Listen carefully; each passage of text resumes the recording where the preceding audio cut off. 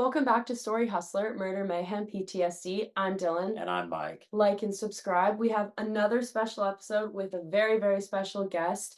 A story that you covered way back when in 1998, before I was even born. Our dear friend Christy Parker, and I want to get right into it, but I just want to say we have been friends now for more than a quarter of a century. And we met under the worst conditions that I can imagine that your life had just been subjected to. You had been shot, your daughter had been killed, and when we first met, you were laying in a hospital bed fighting for your life. With that sort of dramatic intro, it was a story that has impacted me 25, now nearly 26 years after the fact, and it's still very a story very much alive in your life. Christy, thanks for being here. Pick it up with that night, that day back in March 1998. Mm. So my then husband of 13 months shot and killed my daughter and shot me. Tried to shoot Andrew, but my son, but the gun jammed. And guy's a monster. I mean, there's no other way to put it. But yeah, it changed everything. It changed my whole world. And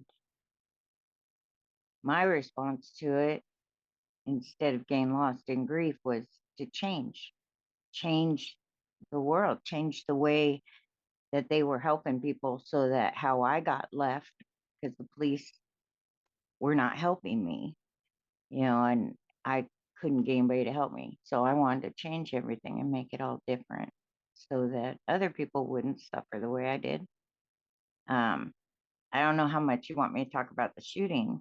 Well, listen, there's so many details, but this is what happened to you, and then what your extraordinary efforts. I mean, setting up a battered women's shelter Changing a in law. behalf of your daughter. I don't want to get ahead of ourselves, but I mean, to characterize this as domestic violence is one of those kind of moments when I think we're not even close to comprehending what happened. Your your Yeah. your husband at the time just goes nuts. He's going to kill you, your kids, and himself. We wish he would have done just the latter and not subjected all of you to this. But this guy beating you up, your daughter tried to intervene. Tried to escape to get He help. punches you in the face and then shoots your daughter in the head, all right in front of you. Then she turns the gun on you, and then he's going to turn the gun on your 10-year-old son, but it jams, and so he runs. Man's name is Wayne Prince. We followed this from I mean, again, we got hooked up when you were laying in your hospital bed, you couldn't talk, and you were writing out comments to me and another reporter, and Andrew was reading them. Right. Just one more personal note.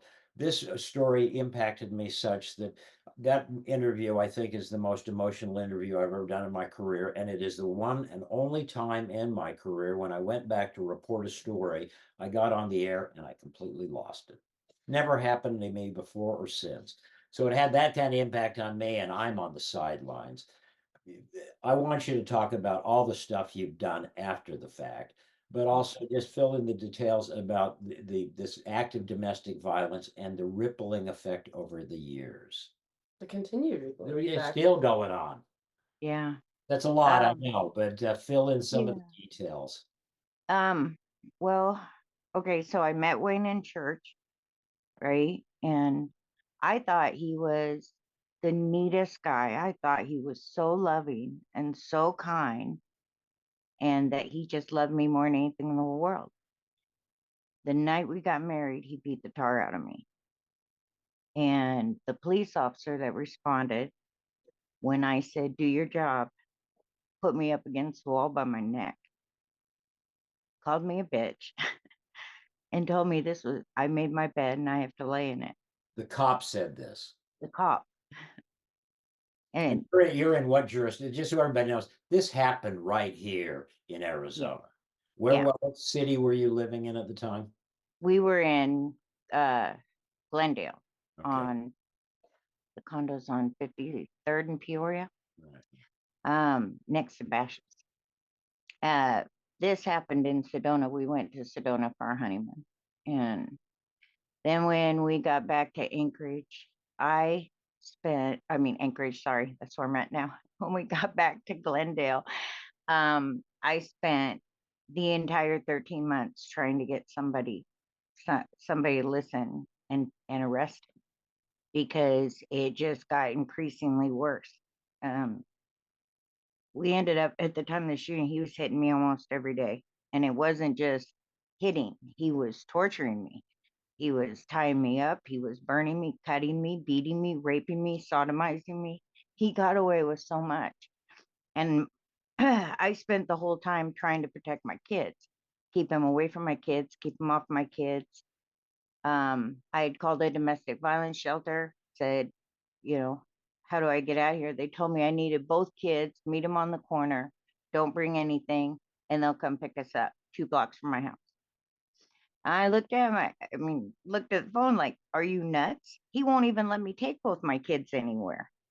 He was so diabolical and he knew exactly what he was doing. And the night of the shooting, Cassie had gone to church that night and to youth group. And when she came back, something was wrong, how she was acting. And so I went in to tuck her into bed and I told her, I said, whatever this is, we're going to talk about it tomorrow. I'll get you by yourself and we'll talk about it. Cassie knew he was beating me. I knew Cassie knew. And I was trying to get the kids out. Like I wanted to send the kids up for spring break up to my mom and dad's in Oregon because I thought then they'd be safe because I knew he was going to kill me. I knew it. Cassie refused to leave. Refused. She said if I tried to make her, she'd tell him what I was doing. Because she knew by saying that I wouldn't send him, and um that night, after talking to Cassie, I said, I'm kicking him out now, tonight. And she's like, you promise, Mama? I said, I promise, baby. I gave her a kiss, told her I loved her. Later, told her to lay down, tucked her in with her with the boot pillow. And I went in there and said, I want you out. I don't care what you do to me anymore. I want you out. This is my place. I was the one with the lease. The money in the bank was mine. I'm like, I just want you out.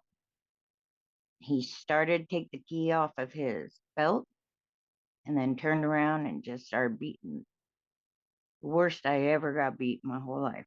But like he beat me so bad. I ended up in the master closet and he was hitting me so hard. And I didn't even feel pain. I just felt thumps, and then he put my head through the wall. And when I got up, I realized he wasn't there. And when I looked down the hallway from the master bedroom, because the master bedroom was at the end, and then Cassie's bedroom, Andrew's was right next to us, and then Cassie's bedroom was closest to the living room.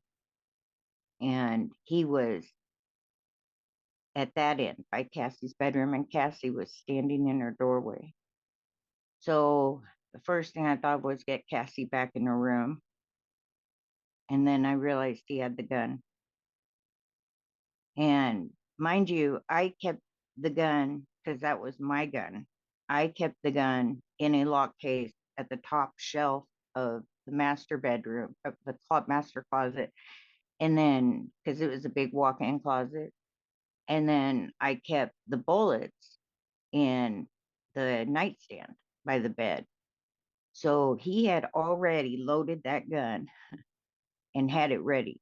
So he had this already. He knew what he was doing. You know what I mean? It was planned.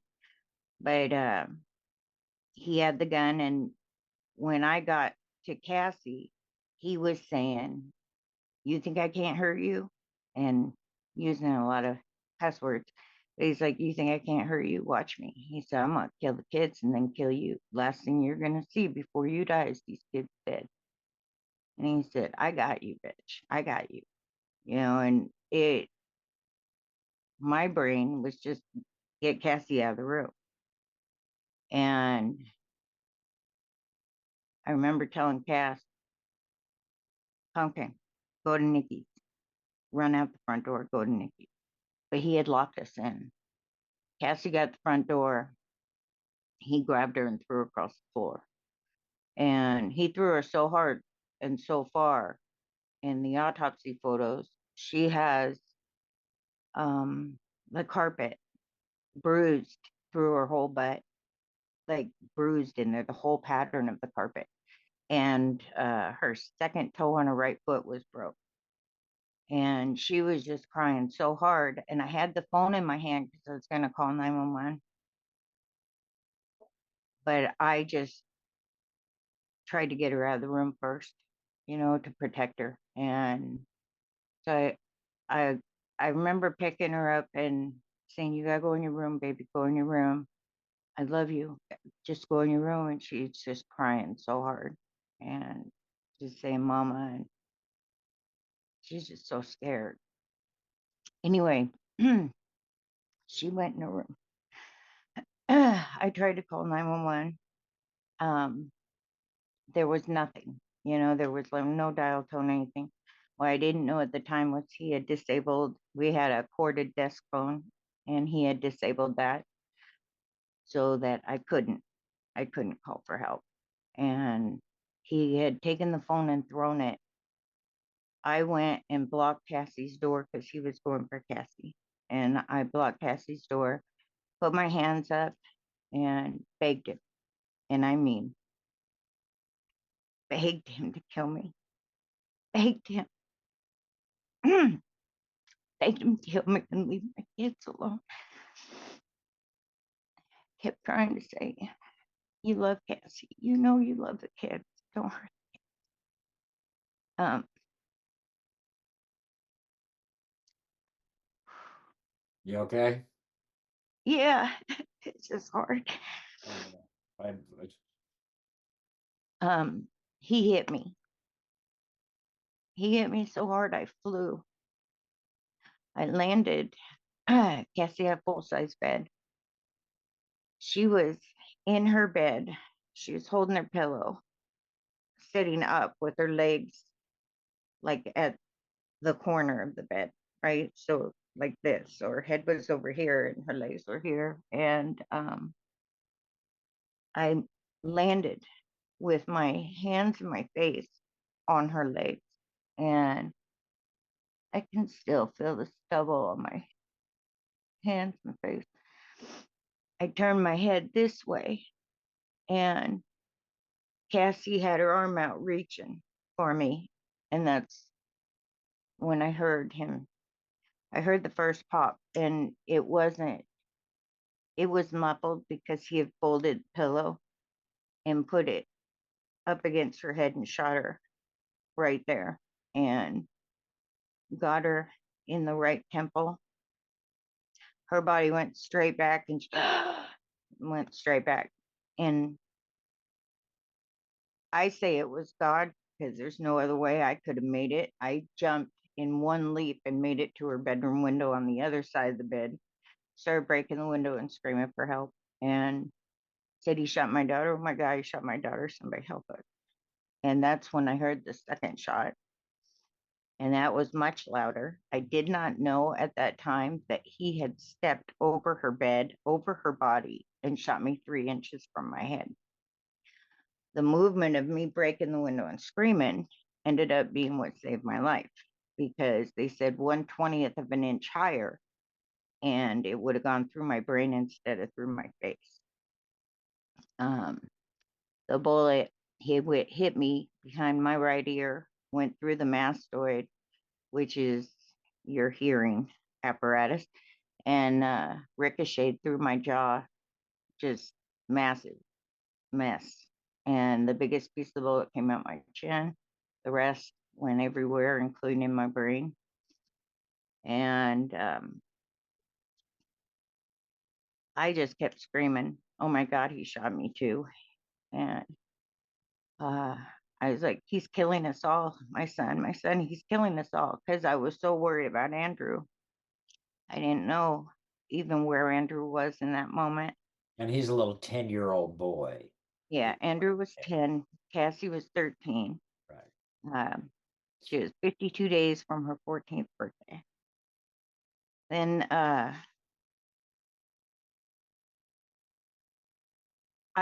never turned back around.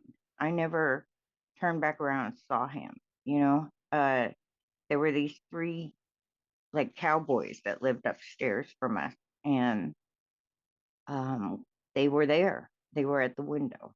And as the first one asked me what to do, and we're talking these are 20-year-old boys. And the first one asked me what to do. I told him, I said, go get Nikki. I said, because they were Nikki was like the kid's big sister, and she was 17. She was a kid herself, but the boys loved her because she was a pretty girl.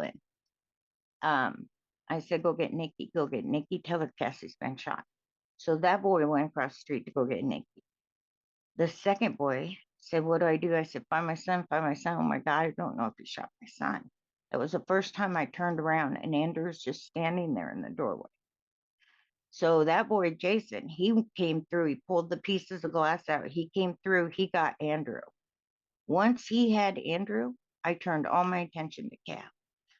So I got on the bed. I didn't even see the third boy come in, right? I didn't even know he had come in because everything was on Cass, all my attention.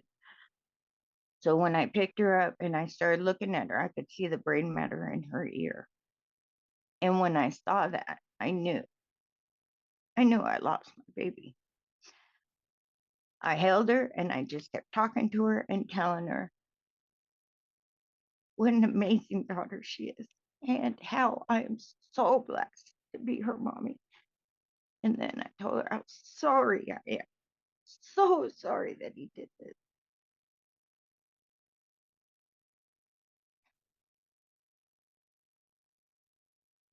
Cassie said, Mama, and then said, love you, like the end of a record.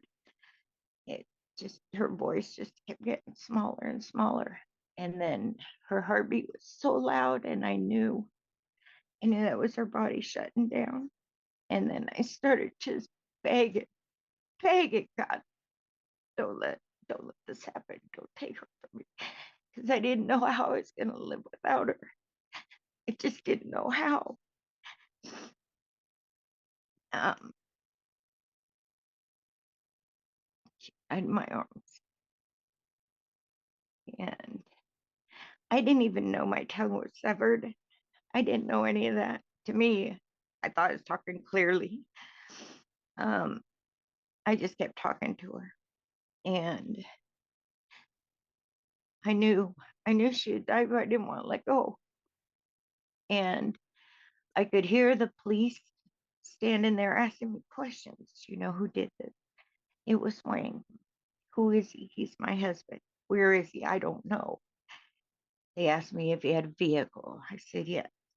And it was this little red Chevette. And I told them, it's parked in front. I just kept answering their questions, but just holding her and kissing her and telling her I love her. And next thing I knew, the firemen, they said, we're gonna have to take her. And I said, you understand, this is all I have left. Don't take her away from me. I just didn't want them. They pulled me, took them 5 firemen to pull me off of her. And looking back, I knew what they needed to do. I just didn't want to let go. And then I refused to let them treat me until they promised me they would take me where Cassie is, because normally they don't take 2 level 1 traumas to the same hospital. And I was like, you understand, I know she's dead. So if you don't take me there, I'm not going to get to touch her or see her ever again. Please, you've got to take me where you take her. So they finally agreed to take me to John C. Lincoln with her. And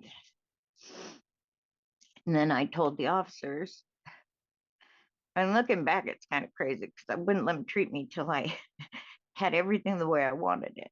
And I told the officers that Sue was Nikki's mom. And I said, Sue and Nikki have to take Andrew. Nobody else. I don't want anybody else touching Andrew. So the police promised me that Andrew would be with Sue and Nick. And then I let them treat me, and so they started getting me in the ambulance. And I remember they were cutting my robe off. The only time I said ow was when they tried to start an IV. So, and I remember saying ow, I remember ow, ow, ow, ow, ow, because I had bled out. So there was no veins to start an IV. And they got me in the ambulance, and I remember looking around, and there were 5 firemen in the ambulance. And I went, oh, this is bad. I mean, thinking it, oh, this is bad. Like, I'm in bad shape. And then as the ambulance took off, I remember it getting brighter and brighter in the ambulance. I looked. I thought I turned my head, but I guess I didn't. The fire captain said I didn't. But I I looked and saw Kat, and I knew she wasn't in her body, but I recognized her, and I knew she was there. I remember every moment of that, and I thought, because it kept getting brighter and brighter and brighter, and then the back of the ambulance, instead of things going this way, they were coming faster and faster and faster towards us. And I was just calm, like calm. And then I just knew I was dying. I knew it. And I remember every moment of that. That's another story. But I remember talking to Steve, the fire captain, later, and he said, I don't think you understand what happened to you. And I said, I know I died. I know I did. And I said, it was weird because even though I know it was just the blink of an eye, it felt like a long time because all this stuff happened, right? I mean, I was with Cass, and there were things that happened in that. And um, I remembered every moment. But I was saying about the time thing with it being a blink of an eye, and he said, Chrissy, you were dead for 7 minutes and 4 seconds. That shocked me. I didn't know that. They got me to the hospital. They said I came to as they were taking me in, and I remember that going through the doors on the gurney. I remember seeing all that. And Dr. Rankel was my trauma surgeon there. He was the first person to come put hands on me, and I kept saying, "Where's Cassie? Where's Cassie? Is Cassie here?" And he says, "Cassie, your daughter?" And I said, "Yeah." And he said, "We've got her." And he said, "Right now, Chrissy, if you don't let us work on you, you're gonna die." And he said, "You got to let me work on you." And I said, "Okay." They tried to put the oxygen, try to run a feed through my nose, but I was so swollen and they couldn't do it. So they had to take me emergency surgery. They did an emergency tracheostomy, and then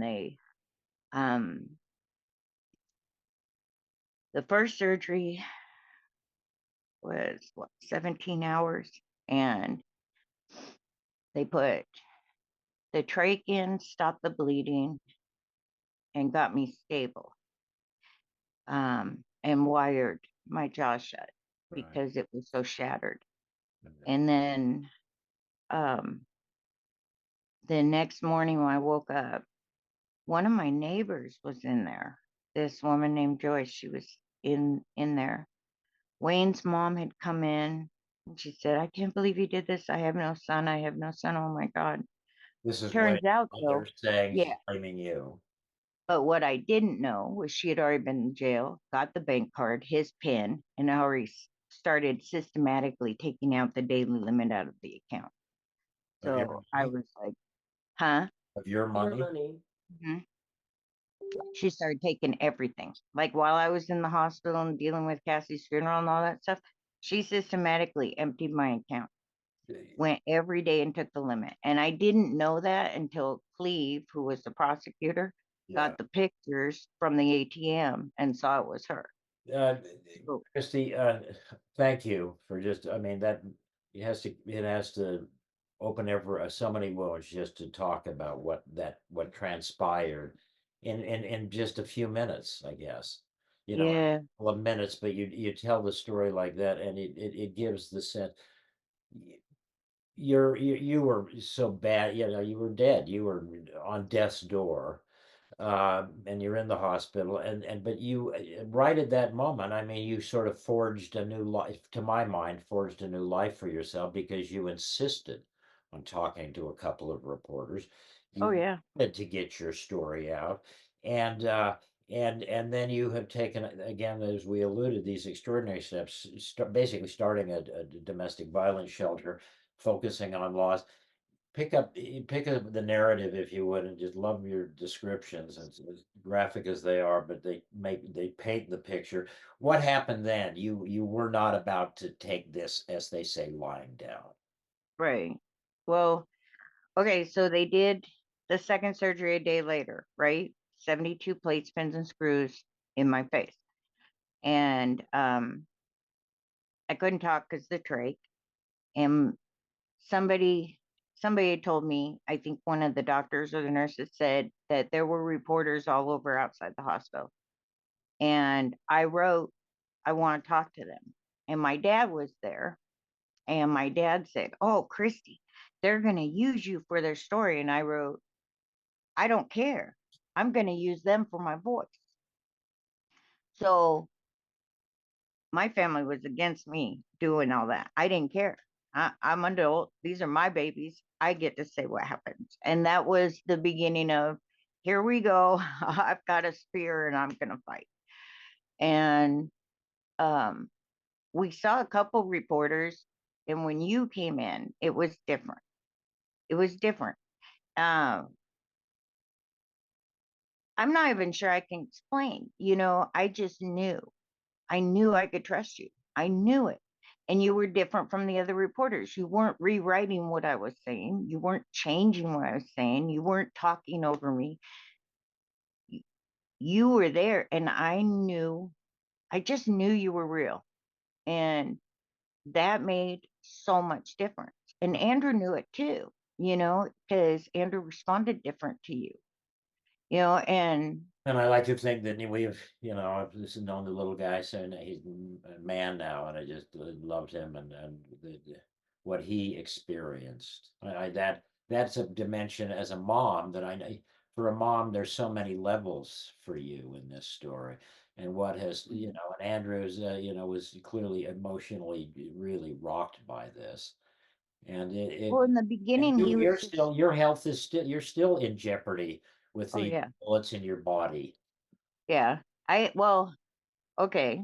So the older I get, the more arthritis I have because he beat me so bad. He broke bones that weren't treated and set by a doctor. I set my own, because I couldn't go to the doctor in the hospital then, and so everywhere he injured me then, I have arthritis now. And I have now had 84 surgeries total, 70 on my face, and the rest are on my body from the damage he did to my. Because he had beat me so bad that night of the shooting, he had separated my rib cage, um, broke ribs, uh, and he broke the ribs near my back and ribs in front. He damaged my liver. He damaged my right kidney. Um, there was just a lot of damage, right, from what he did. Um, and then I've just had all these surgeries since, and trying to, they'll change plates or they'll change material or they'll have to, I got bone infection twice, around the hardware, and they had to do surgeries for that. And Oh, Andrew is legally an adult disabled child, and he's full care for the rest of his life. Um, They said clinically he is 14 to 15 years old. And usually children with PTSD, that's what happens is they freeze at the age of the trauma. So with all the therapy we do, and um, I do everything I can to protect him, everything. And they said that's his saving grace is me protecting him. for sure. But he's now agoraphobic. He will not leave the house unless he has to. So the only reason he ever leaves home is to go to the doctors. That's it. And Most of his doctors, if they can do Zoom appointments, they will, because they know how much stress it causes him to have to go to, leave the house. Because he's positive. If he leaves his house, somebody's going to kill him. Every time I go anywhere, he sits on pins and needles till I get back because he's positive somebody in this world's going to kill me. And this is that legacy. I mean, that Mhm. moment of insanity. The rippling And effects. 26 years down the road, it's as fresh as the moment it happened.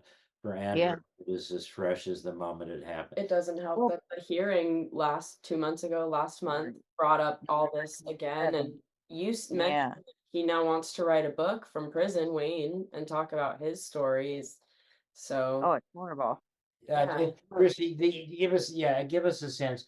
I don't want to take all your afternoon, but some of the things you've accomplished, and then sort of what's gone on with Wayne. He got the death penalty originally. Right. It's sort of been scaled back and scaled back and scaled back, sort of in his favor, ever since. And we were in Right. court. We were in court for a hearing just when all of your lovely friends that rallied around you who are all Yeah. there. You had you Yeah. had a great support network. It was fun for us to at least see them again, some of those people. But talk about what you had changed, what you accomplished, and kind of now what's going on. Because of me not being able to get help, right? So I made a new domestic violence response program for the police department. I went in because the police all knew I could have sued him and won. And there's a lot more to that, how they handled Andrew and what they did to him. And while I was in the hospital, there's a whole bunch. But I started a new domestic violence response for them. And they let me go into all the police stations and establish that and train them. Glendale PD fired 108 officers for sin on DV cases. Wow. That wasn't because I asked them to. They did that. And then they let me go down to Tucson and train the cadets, the police academy cadets, and put a new program in place for that. So that was huge to me. We started a foundation called the Cassie Foundation. Every dime went to that, every single dime. I never took a penny from any of the stuff I did because that's not what it was about. I didn't want to be paid. I wanted to change things. We started a shelter called Cassie's House, and I just got blessed with amazing people to help me. And there's so many of them. I'm not even positive how many there are now, but it was the first of its kind to tuck in so that they're not out in the open, because the first one we did, it was in the paper, it was on TV, and we found out the perpetrators showed up. you know, they showed up there. And so it's like, we got to redesign how this is. So I just wanted to change so that they didn't have access. So we hit it. So victims can find Cassie's house and they can get there, but it's not out in the open. And then with Steve Twist, he liked what I was doing. And Steve Twist, he's the lawyer who went and established victims' rights in our country. He's an amazing human being. He approached me at a POMC thing, and POMC is Parents, Murdered Children. And he said, "Is there anything else you want to do? Because I'll help you." And I said, "I want to change the law." And he said, "I can help you with that." Right. And he said, "What do you want to do?" And I said, I want there to be some accountability. They got to go to jail. They've got to go to jail.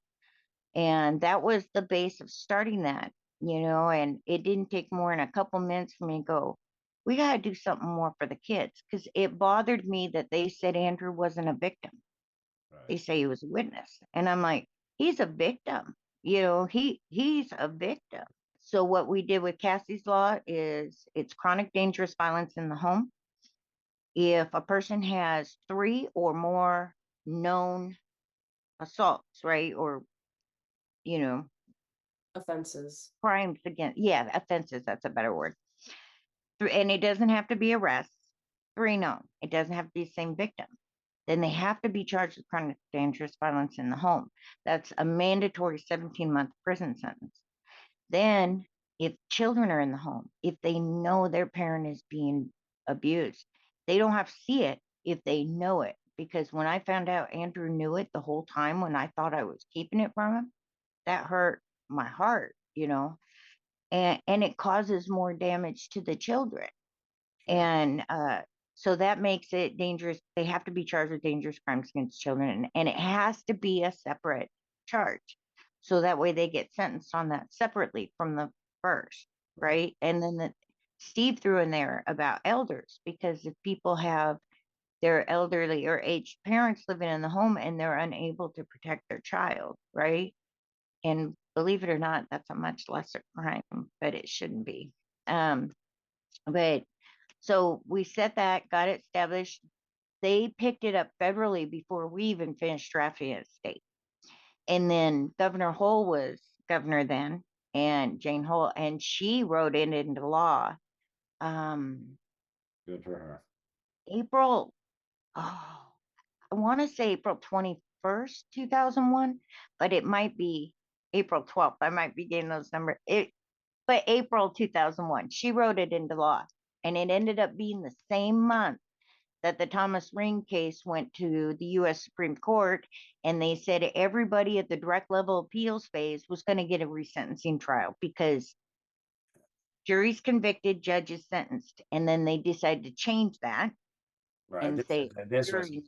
a significant moment in Oh, Arizona yeah. history where this ring case, another killer, but they detected a problem in the way that people are sentenced, and it overturned everybody, and it Yeah. suddenly gave Wayne an opportunity to get rid of the death sentence and get everything scaled back, and that was just sort of the beginning of things working to get Wayne out of there. So that Thomas Ring thing, right?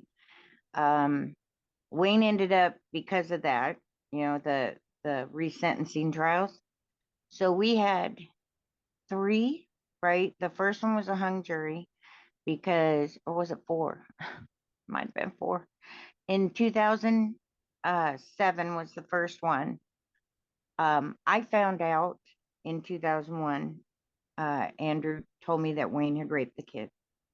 And when we were in court in 2007, I turned around and yelled, "I know you raped my kids." I wasn't supposed to do that in front of the jury. Like they tell you, you can't cry, you can't. And I screwed up. It ended up being a hung jury. And the second one, which was in 2008 and went into 2009, they put him back on death row. I think there was 3. Anyway, the other 2, they put him back on death row. The jury did. But he just kept getting new lawyers who would say, he doesn't deserve to be on death row. He's such a nice guy. And it's like, you got to be kidding me. And we were dealing with that. So that was a constant back and forth to court. His lawyers always picking at me. I mean, like if I even posted anything on Facebook, they'd come at me and twist up whatever I said. And it wasn't even about him. I could post something about Cassie's birthday, and they made things very difficult. But we had all that going on. We did Cassie's house, Cassie's law, the Cassie Foundation. I was on the board of Parents and Murdered Children for a little while, and I think there was something else. Oh, the Arizona Coalition Against Domestic Violence and the National Coalition Against Domestic Violence. I was on their board. I was just doing everything I could to change everything. How important has that been for you to keep you going? Yeah, your recovery, if you can ever really recover from something like that. Yeah, I tell people the way I got through this was to accept the fact that I was never going to be okay. This was never going to be okay. To this day, I had to go to counseling. Well, I was in counseling for 20 years, but I had to go and get this special kind of counseling where they teach you how to like literally keep the trauma, which for me is the night of the shooting, to the back of my head so that I can focus on what's happening around me in the front of my head. because I would constantly like, oh, talk about the weather. And all of a sudden something would pop into my head and I'd say something about the shooting, and I'd be stuck in the shooting. So they helped me to do that so that I could like focus, and handle life. But it never stops. That night of the shooting, it plays like a DVD on repeat. It never stops.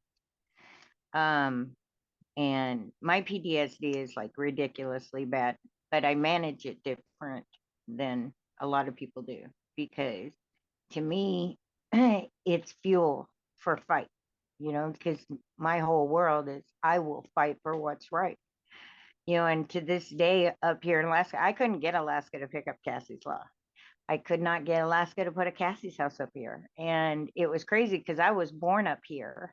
And it's like they, for a long time, were #1 in the nation for domestic violence. Right. Down there in Arizona, there's a little prison in front of Florence. I can't remember if it's called CCA or CCS, something like that. But it's a smaller prison, for temporary housing of inmates. Alaska was renting them and sending inmates down there because they didn't have prison space up here. And I used to go there and teach classes to those inmates.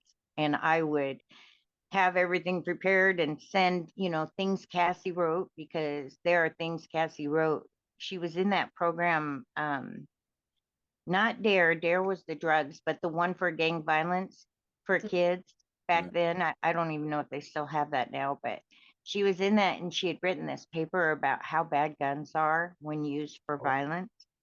And it ended up being very powerful, and that was in the presentation, and pictures she drew, because she was really good at drawing, and how she was going to be a doctor. um Cassie's the youngest person ever offered a full scholarship at Stanford University to this date. Wow. And Yeah. she was going to be a doctor, and she told Stanford that they had a school class project where they assignment where they said they wanted the kids in 6th grade to write to the colleges that they want to go to, and ask what's necessary for them to be able to go to college, things like grants and all that stuff, and scholarships. Cassie wrote to Stanford and said, I'm not going to write to any other college because I'm going to Stanford, but my mom's not going to be able to afford tuition. So I'm going to need a scholarship. And she wrote this whole thing, how she's going to be a doctor. She wants to do a residency there and all that. And then she's going to go work on Indian reservations because she felt that's where doctors were needed the most. And they told her, because she had such amazing grades, and they said, if you maintain these grades through your high school years, we are offering you a full scholarship. Wow, that's And extraordinary. That's Cassie was so proud of that, because she's like, I- I'm gonna be a doctor, my mom, da, da, da. That's And I'm glad we're talking about her, because we talk about all the grim stuff. What an extraordinary kid she was. yeah, that gets glossed over. really was. Like, I wish you could have met her. Like, oh my goodness, she was just she I told everybody, this kid's my twin. I mean, way before the shooting, all that stuff. She just was always just like me. She was really smart. She loved learning. And I've always been logical and analytical. She was the same. And she was growing up just like me, and it was neat. I loved it because, I mean, her birthday, she was born 2 days before my birthday. So I told her every year she was my birthday present, and um, she just was just a beautiful soul, beautiful girl. She wanted to make the world better, and she cared about people. And She's just like her mom. Yeah, she got that from you. Just like Christy. Listen, I don't want to drag you out through all of this, but give me the bottom line. Where Wayne's case is still sort of in flux. You were back in court via Zoom. Dylan and I Yeah. went down for this. Is he locked up forever, or is he the chance he's going to get out? Is he wants to Is he make gonna money tell on us his story? what's happening? What's the latest? so he got the Innocent Project to pick him up. Right. They weren't trying to prove he was innocent. they were trying to say this was an act of impulsivity, which is crazy because the police, they got the DNA, right? They know, everybody knows he shot us. Everybody knows he planned it. Cutting the There, phone line, Locking loading the the door, gun, yeah, like, preloading there the seems, gun. there certainly seems to be a lot of The mom, premeditation. the the mom. gun was robbing the prepared bank. ahead, right? So there was that. He not only prepared the gun ahead, he knew that gun jammed.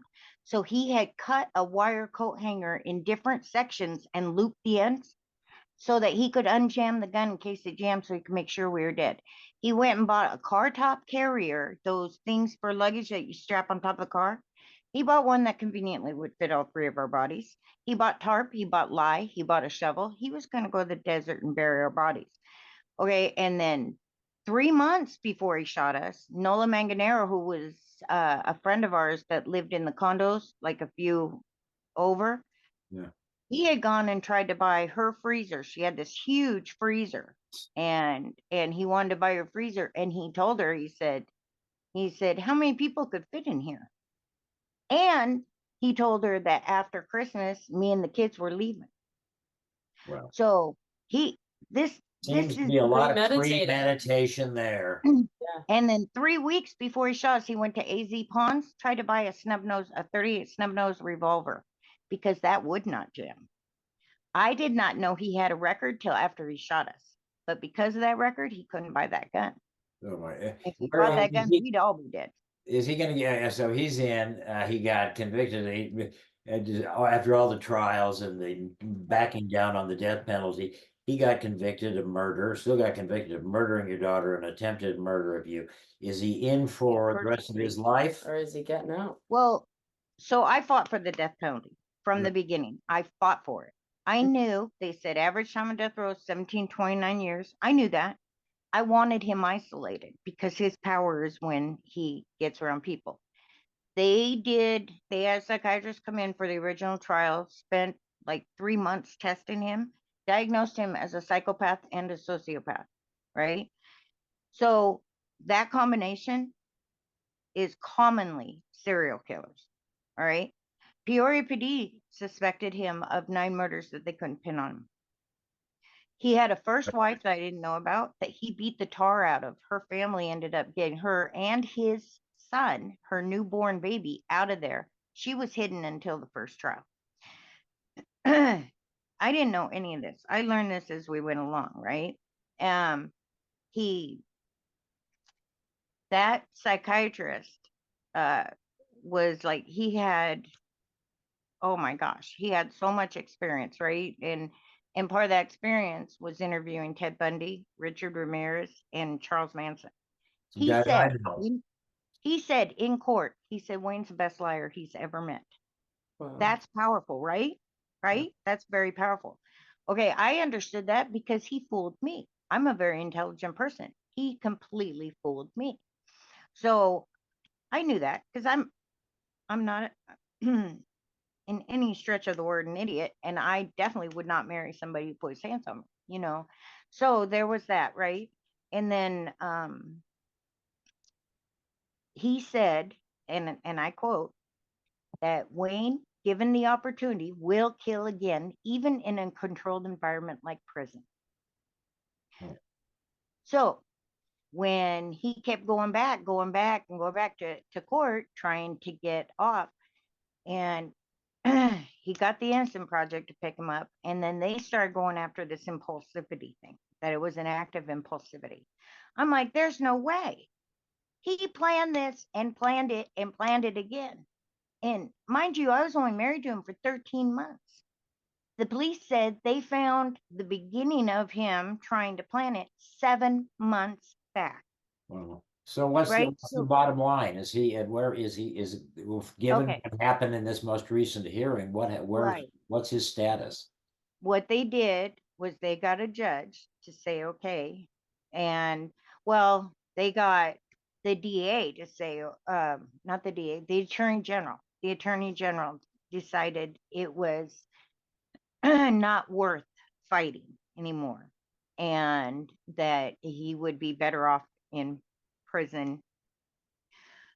So the judge gave him, we had the hearing on November 27th, Right. and we knew the judge was gonna let him loose. We knew it, you know, Let him and let him loose? loose, let him off of death row. Yeah. Right. And he was after a life sentence, because a life sentence is 25 years, which means he would have already served his time, right? Which would, he would end up in prison 10 to 15 years more and get out. And because he has to serve the sentence for shooting me. Everything got mixed up, and they got in there when because the kids spoke. Andrew wrote a letter, and Andrew for Very victim poignant. impact, Very and moving. yeah, it was really good. Andrew hasn't spoken like to anybody about it since, other than talking, you know, to Mike. And then uh after they all spoke, I was the last one. And by then my plan to be stoic and not show emotion because I knew he was in the room, that got blown out of the water because I got so emotional hearing all the kids' letters, Cassie's best friends. And It was a very powerful hearing. It was. oh, I thought I blew it when I talked. I really did. I mean, I just kept talking. No, you were And great. You were great. You did But- not blow it So from what, our perspective. yeah, so what the judge decided, tell us So what happened here. he ended up saying that he was going to grant this, right? And Grant what? Allow let him, him off death row and put him in regular prison. Mhm. yeah, But he changed from the life sentence that they were originally going to do, and it was natural life as long as he's alive, that he has to stay in prison. And then he added, after I spoke, because he said, I remember him saying, I've been doing this a long time and I've heard a lot of these statements. And he said, that is the most powerful thing I've ever heard, what I said. And that's what I know I didn't blow it. But up to that point, I thought I just like rambled and talked too you're much, you terrific. know? So, I mean, so as far as we know, he's going to stay there. He's going to he's going to die behind bars the way it stands now. That's what we hope. That's what we hope. But Right. see, Judge McVeigh, when the original trial judge, He threw the book at him. he sentenced him to death, but he made him shooting me count 2, right? Cassie was count 1, first degree murder. Count 2, shooting me was attempted first degree murder. Maximum sentence was 21 years for that. He ordered that Wayne get that 21 years, the maximum, that he would have to serve it flat. So he'd have to serve the entire 21 years. And he ordered that the sentence didn't begin till the day he completed count 1. Judge McVeigh Consecutive. crossed every T, dotted every I. He was so meticulous and careful to make sure that Wayne, no matter what, was never going to get out of jail, right? Okay, that didn't work. Right, What right. he planned and how he set it up did not work. And Judge McVeigh was meticulous. Yeah. So this judge now saying, okay, you cannot ask for a sentence reduction. You cannot ask for a parole hearing. You will serve this. That sounds great, but we cannot count on the fact that that's going to work. Well, if it Because- doesn't work, we'll get back on television and we'll get back on this little channel and we'll raise a little help. Oh yeah. We'll help you with as much that. as we can. Oh, thank you. I appreciate that. We're always here. So It's the war. You know what I mean? Because it's a war. It's a war to keep him in prison. His whole thing with them, if they could get him into regular prison, that all he needs is somebody who's going to be lenient and sympathetic, you know, and then say, okay, well, this is a good guy. I mean, that judge in November said, I believe he's changed. He Mhm. wants to help people even in prison. Mhm. He's a psychopath and sociopath. They don't change. That's not curable. It doesn't go away. They don't get better. They don't get God. This man, the night of the shooting, said, I'm not scared of God. Bring it on. When we were taking Cassie to church, because he cut through another church parking lot and acted like he was going to hit the people crossing into church. So, I mean, this is not somebody who changes, Right. you know, and like the original trial, the original sentencing, when he got to speak at the end, He said, if I could do things differently, I would. Everybody said, oh, he apologized. I said, he didn't apologize. He said, if he could go back and do it differently, he would, because we would all be dead and he wouldn't be there. Right. You know, and this thing where he spoke in November, it's the first time he said he's sorry. He read what they told him to say, you know, because that man is not sorry. I got a phone call from prison. He used somebody else's prison ID to call me, and the phone is, you know, you have to listen to this robotic voice about, you know, this is inmate such and such, will you accept the call? I said no, and there's nobody gonna call me from Florence prison but him. I called the prison, they said it's not possible. I said, you check your records, because that call just came here. And we got mail with pictures drawn. I got you, bitch. No, he hasn't changed. He's in there, and now he's working the long game trying to get his butt out. That's what he's doing. Well, help us follow the long game as it plays. Okay. Yeah. So his long game is to get out. Well, That's his long game. He wants out of prison. yeah. You know, there's more power for him because his power is with people, right? Like to control and manipulate people. So him getting into regular prison, there's more people. He had less contact. He was more isolated on death row. But Sure. even on death row, he got on some kind of chain gang where they're paying him per hour. It was like 10 cents an hour. He got to work and he got money, you know, and he got all the money I had in the account, and I had thousands, you know, because we were doing Cassie's birthday, and she wanted a grease party for her birthday, but her graduation was her 8th grade graduation was gonna be the same, so we were gonna combine them and do. She loved that movie Grease, so she wanted to do a grease party. So we had that planned, money for that. I had started the stuff for her braces, and that there was a couple thousand for that. But anyway, his mom got all of that, and then he wouldn't give me the money back and refused to divorce me unless I signed that money over to him. So I let him have it, just because I wanted a divorce. Because they were telling me if he fought the divorce, we were going to have conciliation services, because Arizona's a conciliation state. And I talked to him. I remember talking to him going, do you know what he did to me? And she said, no, ma'am. She said, civil is separate from criminal. And I said, well, he killed my daughter and shot me in the head. You're not going to get me in a room with him. I refuse, you know. And she went, oh God, and then went and got her supervisor, you know. But The system your doesn't dad do your well. dad put all that on TV, like when all that was happening, and Wayne was fighting the divorce and asking for property and asking for shoes and crazy stuff, right? Your dad, I called and told him what was happening, and he came right over with the cameraman.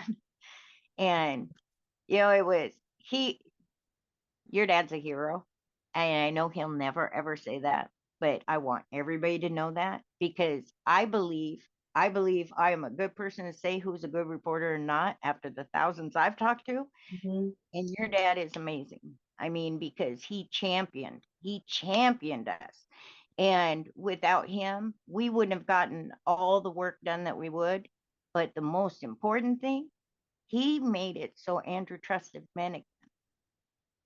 He came one day, and I'm sorry, but I want everybody to know this. He came one day and he got Andrew, and he took Andrew to lunch and spent time with him. That was huge. It was pivotal. I mean, huge. Every time he came to do a story, he talked to Andrew. He restored Andrew's faith that men can be good, you know. So, Well, and that's aside from championing us. hey, You know. you're my hero. Yeah, And thank you for trusting him to tell your story, because uh, you're a heroic figure and you're just an inspiration. So, this is we've dredged up every emotion I can possibly do, and I just feel like I've talked you out. I feel like this can be abusive. I don't want it. I don't want. no. We love you. We Oh, love you and we're with you and we'd well, we certainly love like you to too. continue to follow what happens with Any Wayne. new things that happen, let us Give, know. We're always happy to tell your story. We don't have a big platform, but anything Yeah. we can do to help, we Yeah, really want you got to. a seat here anytime. See, I'm right now. I had to get out of the whole domestic violence thing because Andrew's counselor had told me that it was killing him. Right? It just there were 3 perpetrators that found where I lived and came after me for victims because I was hiding victims. I made safe houses in different parts of the country and I would hide them. Right? And uh I was doing that because that was Cassie's house and then Cassie's, and it just got so much for Andrew, the stress. So when his counselor had said, as long as you are submerged in domestic violence, Andrew is never going to heal. Right. That day I called everybody, whoever's board I was on, I resigned. I set up everything with Cassie's house so it would be run by the people I trusted and knew would grow it right and handle it. And I stopped all of it, even parents murder children, just to keep him safe, and help him heal. That's the right Um, decision. That's yeah, the it right was the right thing to call. do. Right. Mhm. But like now up here, I help so In many Alaska, people. we should tell people Yeah, you're from I'm in Alaska. Alaska. I'm in Anchorage, Alaska. But yeah, anybody who needs help, I help. I just don't do it like I was doing that down there. Um, and it's harder up here because we have a state that's kind of backwards and ignorant. We got people up here that are just ignorant to needs of people that human taking care of the human is important, and they're just backwards on it. Right. But yeah, I help everybody I can, and I've helped victims up here and sent them to Cassie's house down there. And I hope that And I history remembers that Yeah. because you've done some extraordinary things in your life and you haven't gone out for any self-serving reasons, but you've helped a lot of people over the years. And I but know that. that's the important part. Well, it Mhm. is the important part, and you know what, Sometimes it gets and lost. you may not want Oh the no, hero mantra, people that forget. mantle either, but you've done a lot of good work for Mhm. people, and you took your own pain. I mean, this is I think the most noble story in the world. Lots of stories start out with something bad. What do you do after? How do you And respond? how do you respond? And that's why you'll always be a hero of ours. And just again, we're grateful that you took some time to talk to us today. There's a million other things we could talk about. Oh yeah. Well, and this I wanted to You could tap. be movie upon movie Yeah, we about were your just life, talking about really. we need to do a I Netflix like a lot, talk huh? on your story. But the fact is that you have shown a path for people to do something beyond their grief and help Turn it into people something powerful and and helpful, yeah. shown that what Right, I think it's such a powerful story about domestic violence and the rippling effects that never go away after right. something like this. And just how it affects an entire community. It doesn't just affect the people that were there, it really like the ripples effects to all your friends, and Cassie's friends, just Yeah. impact And old statements reporters. and old reporters. Well, less about you. This isn't about you. That's true. But Anyhow, yeah, thank you You're a for big part of it. well, But we yeah, love you. you're right. Can we You're do right. this again? Can we do this again sometime I soon? would love to. I would love to anytime you want to. thank All you. right. Anytime. Give Amazing. give Andrew a hug for us. Yeah, tell him we Oh, say I will. And he's gonna hug you back. He loves you so much. uh, And Dylan, I just got to tell you, because I remember when you were a teeny baby.